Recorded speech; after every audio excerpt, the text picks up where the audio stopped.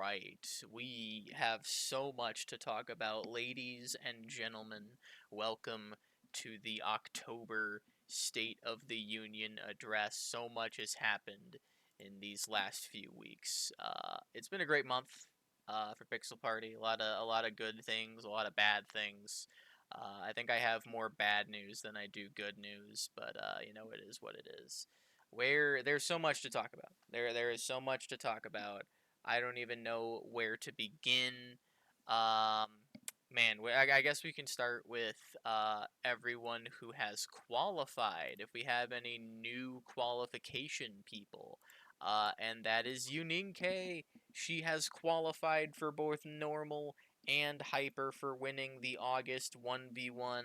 I think I can't even remember because it was so long ago where I was like, ah man, I'm in two grand finals matches, and I lost that one. But it's fine because that was not the main goal. The main goal was just to get there, which was a long shot. But I managed to do it, which means your boy has a bye. Your boy got the first round bye. It happened. Yeah, whatever. Whatever. Y'all hating because I've been on the top for so long. The king, he's just so lonely at the top. Get at it. But yeah, as a result, no more extra rankings were added. Tournament-wise, there's not a lot left for the year. We have the 2v2 ranked, which will conclude sometime in mid to late November. And then you have the qualifier, and then you have like a tournament that is going to start for ranks in 2025, but there's like I don't know, zero chance that it's actually going to finish in 2025, which means that there is no more multipliers available except for ranks in the 2v2 grand finals that's going on. Bacon currently has a chance at getting to 650.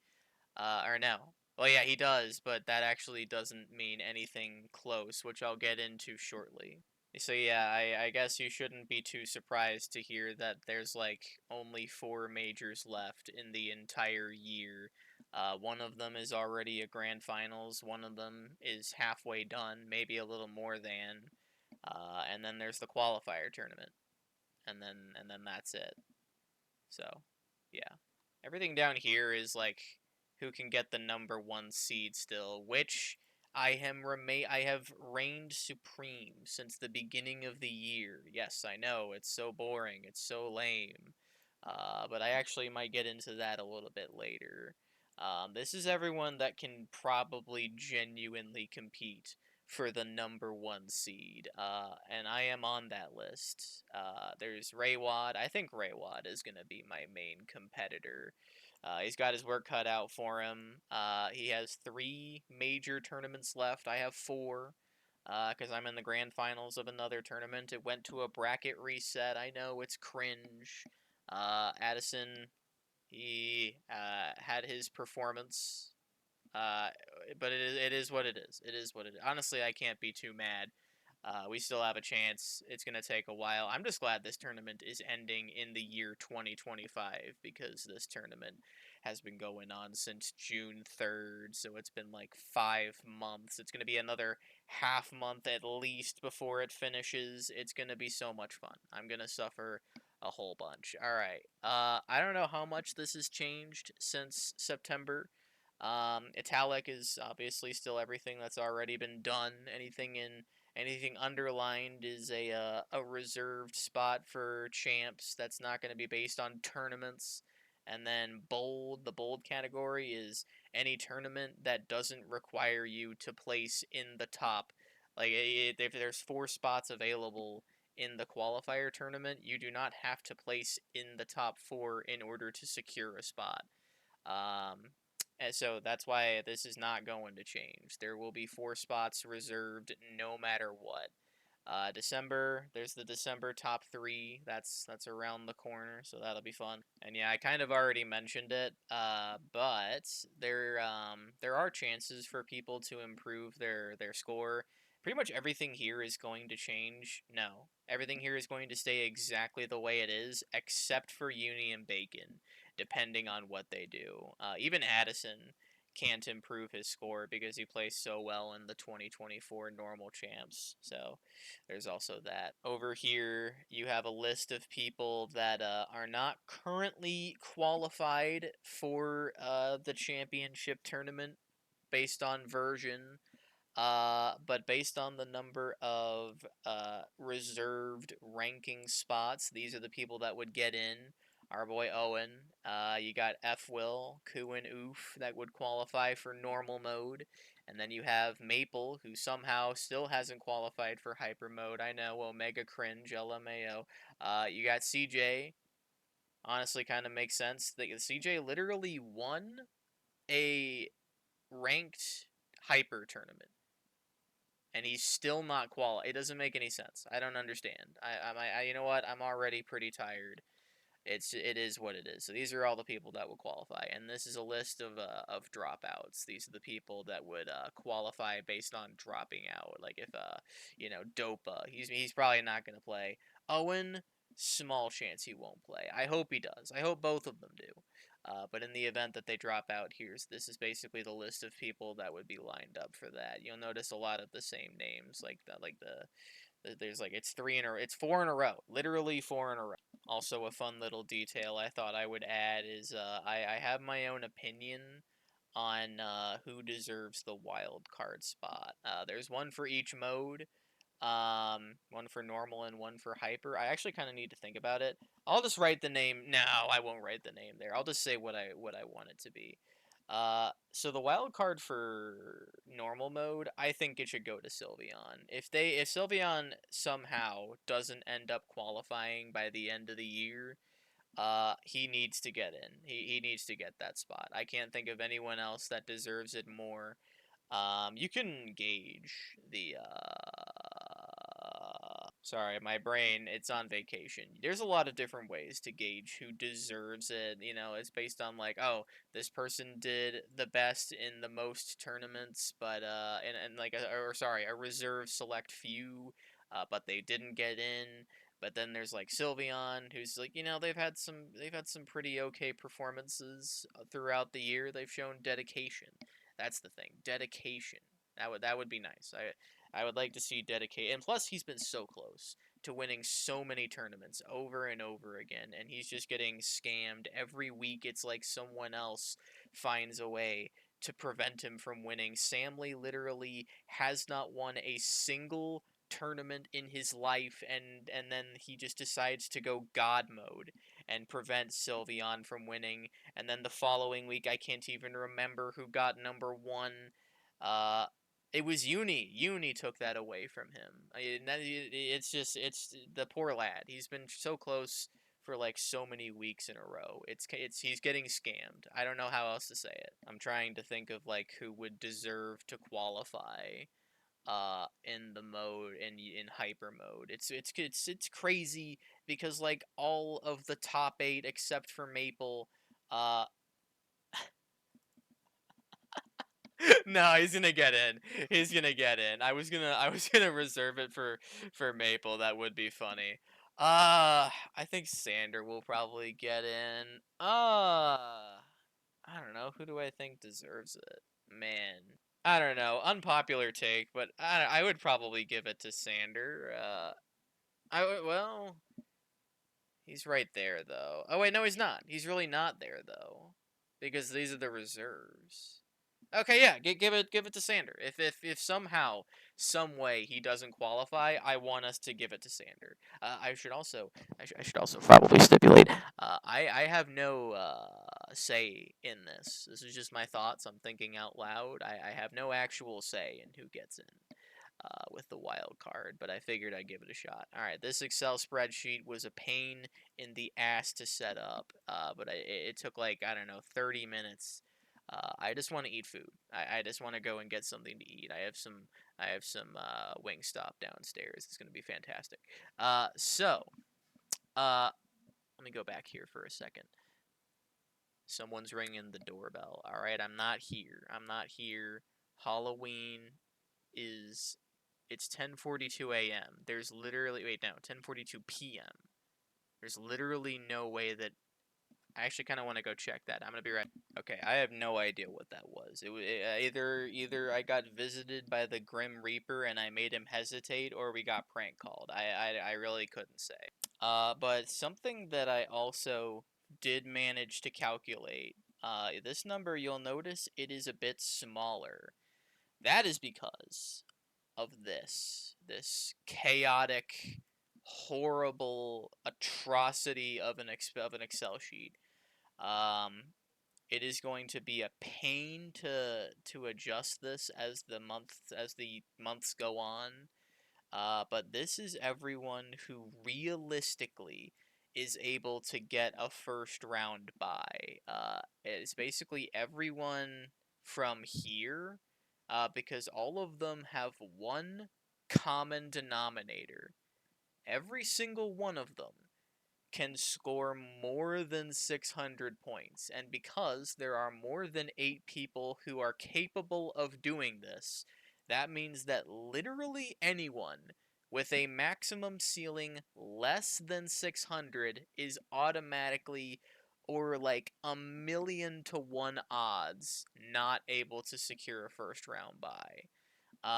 There were a couple of surprises here. Like, apparently Stygian, where is Stygian?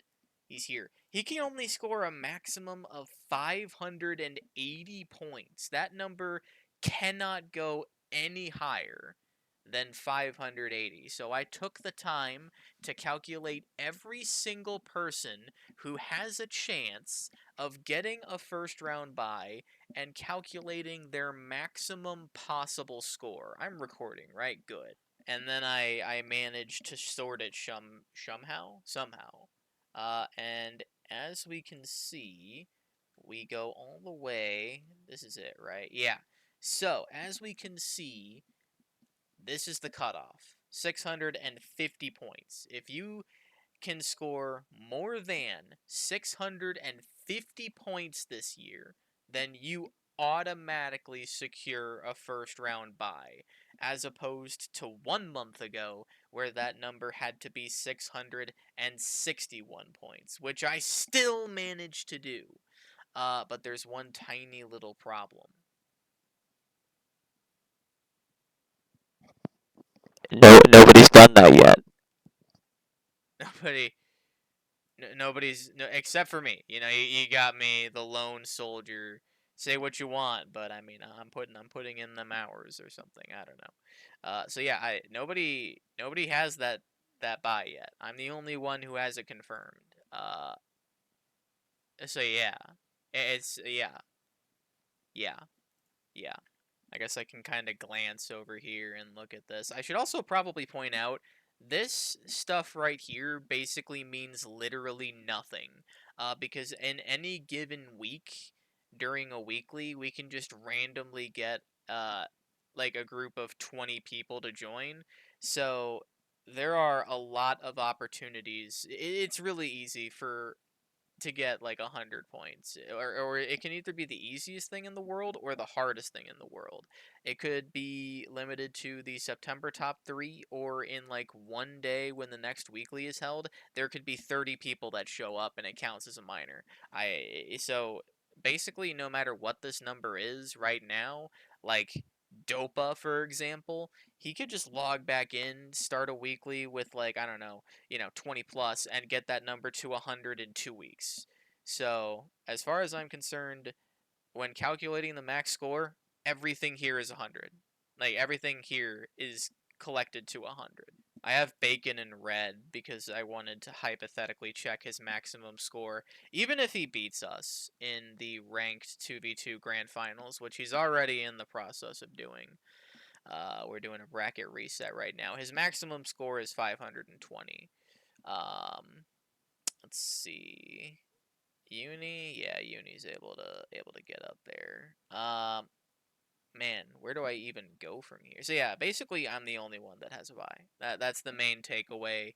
But the amount of points required to secure a buy has gone down, and it will continue to go down based on the various performances of these individuals.